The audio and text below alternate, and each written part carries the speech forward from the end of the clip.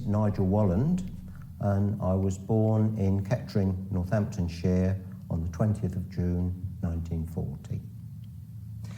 Okay, tell me about your family background to begin with.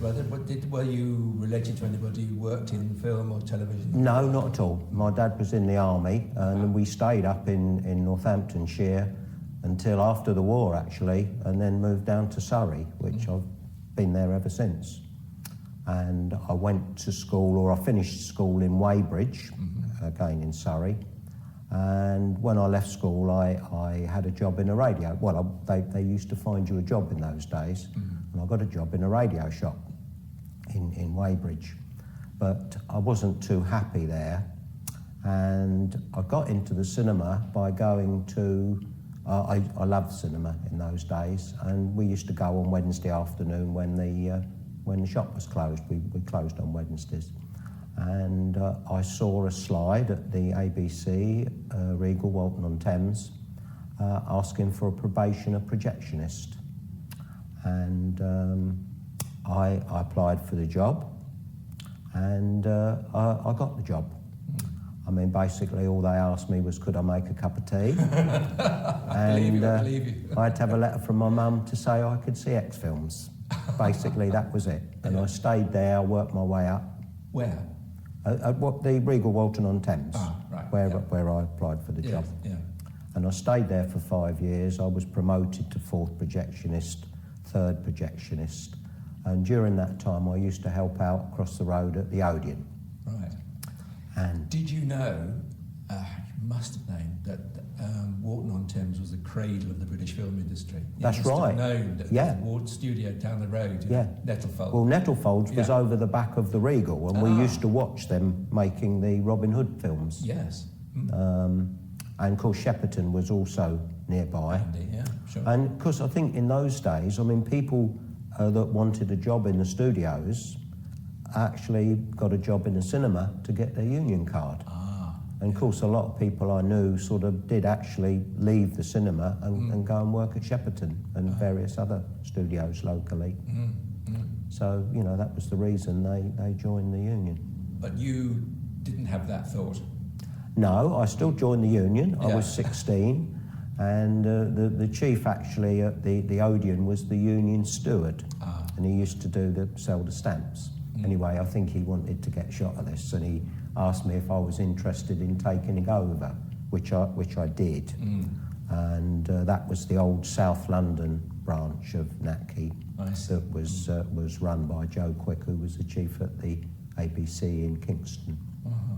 And then, unfortunately, he died, and then the South London area was taken over by the West London area, and Ron Pask, who is sort of well known in union circles, was the branch secretary. And after that, I sort of worked with him. But going back to the projection box, you must have seen enormous changes in the methods of projection. I think things went along for quite a number of years before there was a lot of changes. I mean, we were still running reel-to-reel film with mono sound, and it was the same when I actually left the Regal and went across to the Odeon in 1960. We were still running reel-to-reel and mono sound. So it was still a few years before sort of the Dolby system came into being. And running CinemaScope or VistaVision or whatever, I mean, it's the same as anything else, really, isn't it? That's right, I mean, it was only a matter of just changing your lens and your aperture plate, and that was it. That was all you had to do in those days. That was it. As I said before, do you remember any particular weeks or any particular films or any particular occurrences which stand out in the memory? I think sort of locally, I mean, we used to take all the release films. I mean, at the Odeon Walton, we opened up with the Guns and Navarone on a pre-release basis over Christmas and New Year. And I mean, all the staff got in on New Year because there was a lot of snow. And New Year's Eve, it was really deep, and I think it was only the staff that got into the cinema on New Year's Day to run the film. But For each other. Yeah, well, I think we ran it just in case somebody happened to turn up. So we kept on time. Yeah. Then, as I asked before, at that time there was still a sort of full complement of staff. Yes, definitely. There was a full staff of projectionists. They had a chief projectionist, a second projectionist, or a senior second and a second, and then a third and a fourth. And that carried on for quite a number of years. During the time at Walton-on-Thames, I started there as a second projectionist, and the chief sort of left, and I got offered the chief's job, but I didn't get it straight away because I had to be 21 to be a chief, and I was only 20. But actually, as soon as I was 21, they gave me the job. And of course, you're too young to have done national service. So I just missed national service. I don't think it would have been a problem because my dad was in the army. I'd been in the army cadets for a number of years, and I'd risen to a company sergeant major on the adult side. So I think if I'd have been called up, I may have actually stayed in the army, and that would have been the end of my cinema career. Right. But as it was, I didn't get called up, and I stayed in the business for, I don't know, another 50 years. Yes. So when did the changes start to happen in terms of projection and technology and so you said you've got us to 1960 when things. Yes, and I joined Odeon in 1960. 64 I moved on. I went on relief as a relief chief, covering, or based at the Odeon Wimbledon, but covering London and the home counties, I suppose you could say, but mainly southern counties. And I did that for nearly a couple of years, travelling around quite a bit down the coast and down in Hampshire. As sort of holiday relief or holiday relief, and if someone was sick or whatever, or they were short, I did that for a couple of years. And then I was offered the Odeon at Surbiton, which was not far from where I lived. And so did they pay for your board and lodging while you were? Oh yeah, away? well while you were on relief. But I mean, normally you just went to a cinema and you worked the day and then you went home. But I went sort of further afield. Like as I said, I spent the summer down at the Odeon at Deal, and they paid for the accommodation and food and everything else. So I was basically living off the company at that time. But it was very nice. It was nice digs and everything. And it was only a couple of us running it, so it was quite enjoyable. And so you got to 64, and when you said things began to change. 64 I was at Surbiton. Then I was asked if I would go to the Odeon Chelsea. It was the old Gaumont Palace, but it was renamed the Odeon. And 6 months later I closed that cinema, and then I went back out on relief again for a while. What happened to the closed cinema in Chelsea? It got redeveloped. It got gutted, but they couldn't alter the facade or the outside walls, and actually they put a smaller cinema in there with a habitat and some offices and some flats. See. But during that time, I was on relief, based back at Surbiton, which was handy, and I looked after a couple of bingo halls, a top-ranked suite. I was at the New Victoria for a while on the black and white minstrel show for that summer, and then. But as technical chief, as just basically helping out on the lighting and whatever I needed. I see. They wanted me to do. And then I went back to Wimbledon as it was being tripled. It was one of the first ones that Odeon did in London. And I was advised that it would be useful because that was the way things were going. And it was quite new with having 3 cinemas, within the old cinema shell. Yeah. So how did that work? I mean, was there a common projection box with things firing in different directions, or no? With Odeon, they didn't from the start build a lot of new multiplexes.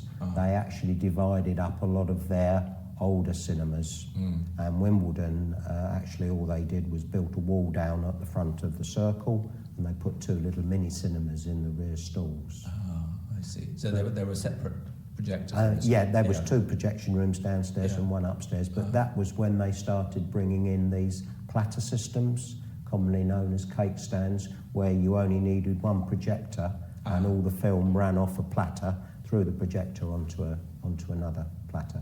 It was a non-rewind system, but it helped the manning levels. You weren't doing changeovers all the time. I see. And how has that developed then over the years? I mean, obviously the projection systems have become less, what's the word? There are less and less people involved in exactly, the process. yes, because they then there was sort of the more multiplexes opened up with, 5, 6, 10 screens. Although, they cut down on the manning levels because, as I say, they had these non-rewind systems. But Wimbledon was the first one they did in the London area. And then, during that time, I went back and reopened up the new Odeon Chelsea in Kings Road, which was a nice. And what was that originally? It was the old Odeon that I closed. Got it. Yeah, sorry. Yeah, but they'd redeveloped it, and during the time I sort of was going backwards and forwards, but I reopened it eventually. Yeah.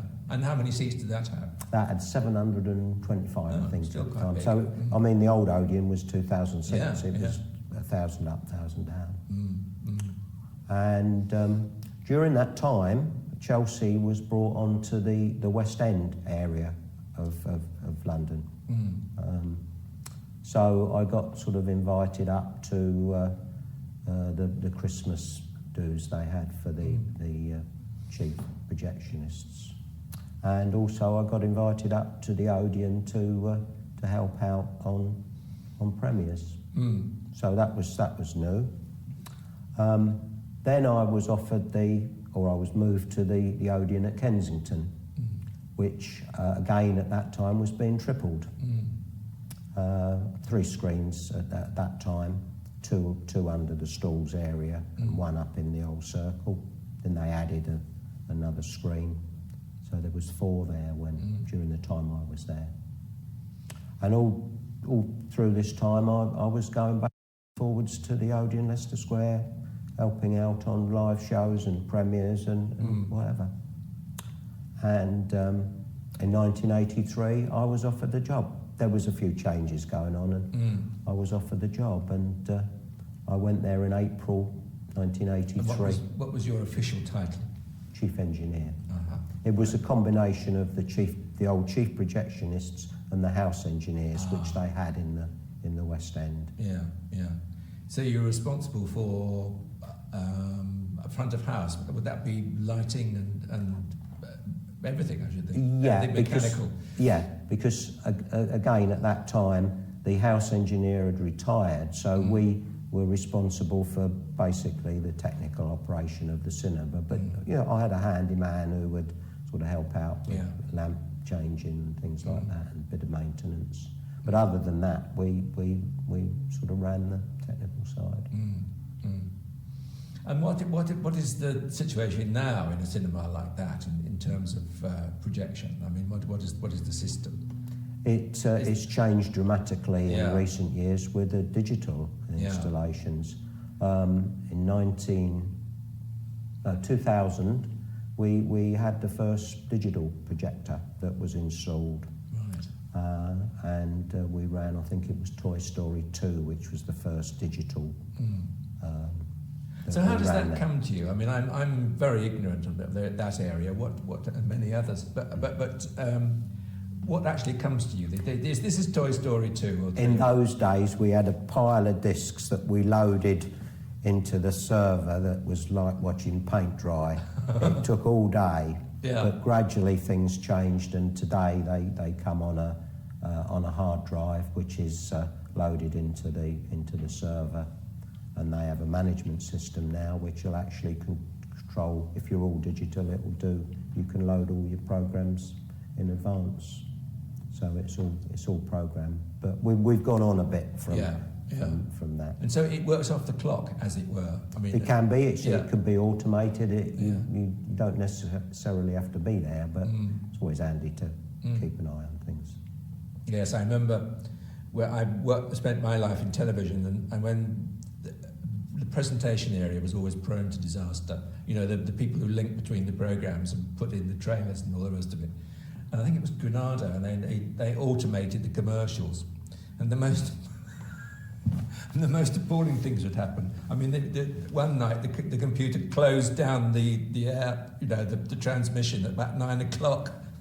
Something went wrong, and the computer closed them down. Things happen. Because that was, with Granada, they were one of the first cinema companies to get into television.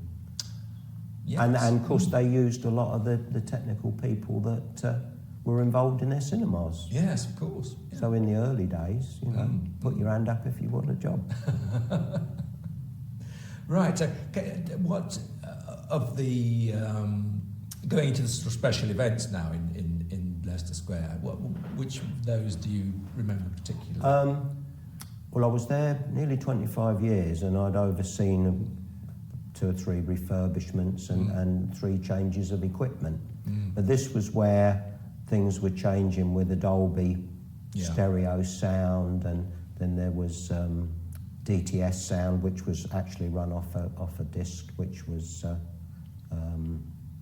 where the sound was on the disc rather than on the film, but it had a time code on the film.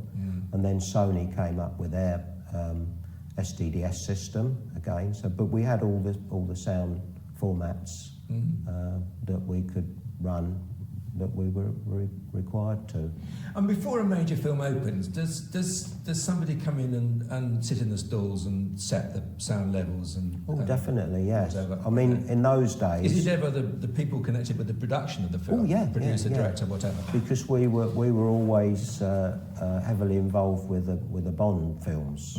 They were always... It was the home of James Bond, basically. So in those days, when we opened up with a new Bond film, we had it exclusive in London, and we'd run it perhaps for a month, exclusive, with late night shows every night, morning shows, and also a lot of other. Towards the end of my time there, we had the Harry Potter films. Again, they were premiered there, and the Lord of the Rings trilogy. No, but my question was before the thing opens, before the film. Getting back to that. Somebody comes in from the production. Yes. Sits there and we says, always had a rehearsal, especially for premieres. We always had a rehearsal, and all the production people would come in, and the print was okayed, and the sound level was arranged. Everything was fine for the premiere, and also we always ran a backup print on a premiere as well. Right. So that had to be rehearsed, and we always ran them in conjunction with each other. Yes. That was the habit in television in my day. I mean, there would be a backup print going, of whatever you were doing. Yes, I can remember being in, I think it was the Odeon Leicester Square, I'm not sure, but I was certainly at a press show of something or other, and Dickie Attenborough was the director, and he was sort of standing in the aisle near me, going, running out, coming back again, and presumably something to do with the sound balance and the, Well, it was probably Gandhi or Poor Chorus Line or Chaplin. No, it wasn't. It wasn't any of those. It was that one in South Africa. The Cry of Freedom. Cry of Freedom. Oh, that was it. We didn't have that. It was at the Empire. Okay. Well, that was in the Empire. Okay. So not your fault. So, any other particular occasions that you, in that 25 years, that you remember fondly or disastrously? Or No, touch wood. We didn't have any major problems on premieres. I mean, we'd done everything we could, and that was it to make it run smoothly. I think one of the memorable ones was 1990. I was presented to the Queen at the end of the show, which was very nice. Mm-hmm. You're allowed to say what she said. She said, "You do up there, don't you?" I said, "Yes, Mum. Yes, I do up there." But she always sort of likes to know a bit about people she's meeting. I mean, I was standing next to the director of music, I think, from the Irish Guards, and I think Pauline Collins was the other side, and I think Richard Attenborough was next to her. Right. But this was at the end because I'd been involved with doing some bits on the stage as well. So anyway, we got presented on the end. Yes. That was very nice.